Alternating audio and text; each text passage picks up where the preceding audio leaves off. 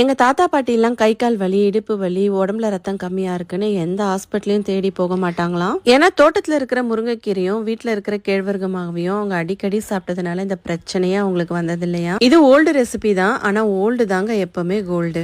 ராகி மாவு கூட முருங்கைக்கீரை, வெங்காயம், பச்சை மிளகாய், சோம்பு, பெருங்காயத்தூள், உப்பு சேர்த்து தண்ணி சேர்த்து இந்த அளவுக்கு தளர்வா மாவு பிசைஞ்சுக்கோங்க. அப்பதான் நம்மளுக்கு அடை நல்லா சாஃப்டா கிடைக்கும். இதை ஒரு வாழை இலை மேல வச்சு நல்லா மெல்லிசா தட்டிக்கோங்க. மாவு தளர்வா பிசைஞ்சிருக்கிறது நம்மளுக்கு நல்ல மெலிசாவே கிடைக்கும். இது அப்படியே சூடான தவா மேல போட்டு ஒரு நிமிஷம் கழிச்சு வாழை இலையை எடுத்துருங்க. இந்த மாதிரி கரண்டியால சின்ன சின்ன ஓட்டை போட்டுக்கோங்க. அப்பதான் நல்லா வேகும். ரெண்டு சைடும் திருப்பி விட்டு நல்லெண்ணெய் விட்டு நல்லா வேக வச்சு எடுத்துக்கோங்க. இது வேகும் போதே சூப்பர் வாசனையா இருக்கும். ஸ்கூல் விட்டு வந்ததும் பசங்களுக்கு இந்த மாதிரி ஹெல்த்தியான ஸ்நாக்ஸ் செஞ்சு கொடுங்க. கூட உங்களுக்கு பிடிச்ச சட்னி இல்லைன்னா வெல்லம் வச்சு சாப்பிட்டு பாருங்க. டேஸ்ட் அட்டகாசமா இருக்கும். கண்டிப்பா இந்த ரெசிபியை ட்ரை பண்ணுங்க.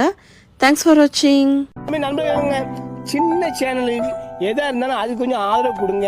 உங்க பொண்ணான கையை கொண்டு அந்த பெல்லில் தட்டிடுங்க.